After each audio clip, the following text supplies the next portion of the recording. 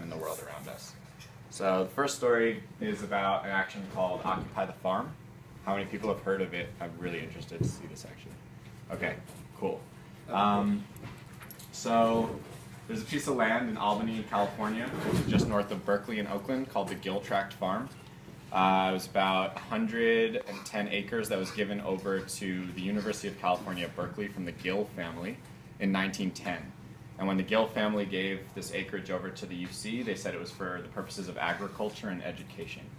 So since then, the University of California at Berkeley has developed about 80% of the land into housing, mostly university housing for graduate students, pavement, concrete, a little bit of park, things like this. So in 2012, we were looking at the last 20% of it being developed into a Whole Foods grocery store and parking lot, and some baseball diamonds, and a retirement complex. Actually it's a chain retirement complex. They have like hundreds of, these same retirement complexes around the United States, so they're like one of the big corporate chain ones. So about 25 of us got together, and for about 6 months we planned this action called Occupy the Farm. And we decided that, we wanted to, like we were talking about, take a direct action, actually create the world that we wanted to see, right? So one, we wanted to stop the harm that was being done, which was the paving over of this last grade 1 piece of agricultural soil in the Bay Area. Two, we wanted to create the solutions, actually create the alternatives with our own hands. So we wanted to build a community farm. And three, we wanted to change the narrative of our time. It's like Joanna Macy's 3 spheres of action again. Stop the harm that's being done, create the alternative, and change the cultural narrative. So we called for a March for Food Sovereignty on Earth Day in 2012, and everyone got together at Ohlone Park, which is the park named after the Ohlone people, which are the indigenous people of the Bay Area in California. And there were about, there were about 25 of us who organized the action, and there were about 200 to 300 people that each of us, we each invited 20 people to come participate in this with us who knew what was going to happen. So there were 25 of us who organized it. Each of us reached out to 15 to 20 people who we knew and trusted to let them know what was going to happen. And then we created these posters and flyers for this big food sovereignty march that we put all around the Bay Area. And to that, a couple thousand people showed up thinking that there's going to be a march for food sovereignty, and we're going to hold protest signs, and we're going to march through the streets and demonstrate and chant, and it was going to be a march, which is usually how these things go. So what actually ended up happening was we marched to this piece of land. When we got there, we opened up the gates, and we went inside, and we created a community farm. So within the first hour, we had tilled with these rototillers about 40 rows, and most of them were already planted with organic vegetables. These are long, long, long farm rows within an hour of being there. So watching the power of a couple thousand people on the land in that 1 hour was pretty phenomenal. And we were there for about 3 weeks. And we invited everybody from the Bay Area to come in and farm with us. So we had people coming from all over the greater Bay Area, and a lot of folks who had never stepped on the land before, stepping on the land for the first time and starting to plant things. We built a classroom, and we built a kitchen. We were serving 3 farm-style meals a day, feeding everybody morning, noon, and night for free. At 7, 8 o'clock at night, tents would go up, and people would sleep on the land overnight. And then at 7 in the morning, tents would come down, and it would become a fully operational farm the whole day. And we were using the kind of decision-making models that we were exploring earlier today to make all the decisions to make this happen.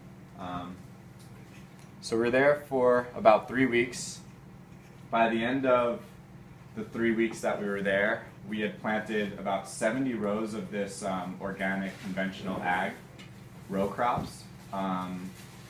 We had started on this, we got pretty far along. We planted this permaculture garden. So we're using sheep mulching, non-till methods over here. Have we even talked about sheep mulching? Does everyone know what sheep mulching is?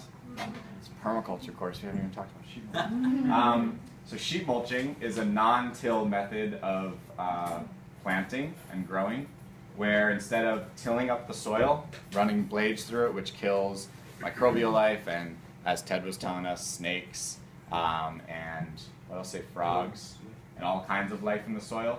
What we do is we lay down cardboard, which suppresses the weeds and grasses beneath it, and it prevents the sunlight from coming in and the weeds from growing up, so it kind of, more pleasantly kills off the life that's trying to grow up by preventing photosynthesis. And then we put topsoil and compost on top of that, and then mulch on top of that. We kind of layer these things, and then we plant into the compost and topsoil that's on top of the cardboard. And so those plants are able to photosynthesize. Their roots break beneath the cardboard and go into the ground, and then the ones that were below it die off. It's a way of changing a lawn or changing an overgrown area like this into a garden without having to till. So we planted these permaculture gardens here. This is the day when we had all the kids come out. So we had permaculture gardens here, and then we had the children's ladybug patch, which was an area for children to garden on their own. So it was like a collection of all these little plots, and they each got to go and experiment with their own plot, plant their own seeds, plant their own seedlings, cultivate their own little garden plot.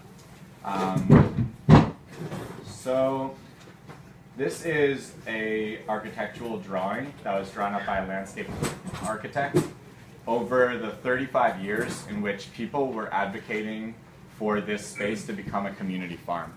So people had worked with landscape architects, they had worked with designers, they had met with everybody from the UC that was available to meet with, they'd met with people from the city of Albany, they petitioned, they came up with various proposals and various alternative development plans. They basically went every route that the system allows for us in order to propose that this be turned into a community farm.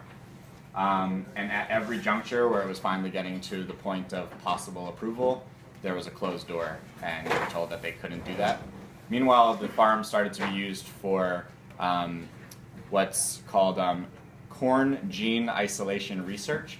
So we're not talking about bioengineering directly, but we are talking about a predecessor science, figuring out corn gene isolation, which then goes into genetics and biogenetics research, right? USDA is actually right over here with their greenhouses, and they're funding the research that's going on there. 70% of funding is coming from the USDA to do this predecessor research to genetic modification work. So when we actually went on the farm, we had women who were coming up to the fence, 60, 70-year-old women saying, I've been working on this project for the last 30 years, and it's so amazing to actually be on the land with y'all. What can I go get? And actually getting to put golden raspberries and strawberries and Jerusalem artichokes and all these plants in the ground after for 30 years advocating for this to be a community farm, and now they're standing on it with us. So let's see, we were there for about 3 weeks, and then we were raided by the police. Police came from every school of the University of California, around California. About 8 different schools sent their police forces to come on one day. Actually, there's a little more story to this. So first thing that happened was the water got cut off. That was number one. So we're there farming, and one day we go turn the water on, there's no water. They cut the water off at the the break. So then we started trucking in water in these big, 3-foot cubes. You guys have seen the yard cubes of water. So we started trucking in water on those, and then using gravity to water from the cubes on the top of trucks or on the top of a big pallet platform. And then the next thing that happened was they came and they basically secured the perimeter to the farm. So we were still inside the farm, but they basically put cops at the different gates. They held the gates closed and locked them down and made sure that cars and vehicles couldn't pass through into the farm. So at that point, this really beautiful moment came about when people would actually fill up from the cubic containers gallon by gallon of water and pass each gallon over the fence. And then people would take those gallons and then walk them to water each plant individually. And we were passing entire cubic, yard containers of water over the fence gallon by gallon to make sure that the plants got watered. So the next thing that happened was that they actually came in and raided it one morning. So they came in, People were given a chance to leave. A lot of people did. People that didn't leave were arrested on site, and then they went about like bulldozing a good amount of the farm. So they bulldozed the permaculture gardens, and they took down the classroom, and they bulldozed like the culinary and medicinal gardens that had just been planted to support the kitchen. Basil's seed garden, which is like the Bay Area Seed Library, who had just replanted their seed library in the ground after having it like in envelopes in the ecology center for so many years. They finally got to come, and their seed library started on the Gill Tract, and then they had to leave, and they were able to come back and like plant their seed library in the ground once again. So all that stuff got destroyed, but they left about 40 rows of the like conventional organic agriculture. And this can be talked about, like, why did that happen? But personally, I think that happened because we painted such a beautiful picture over the course of this 3 weeks that if they were to destroy everything, they'd be looked at as the bad guys.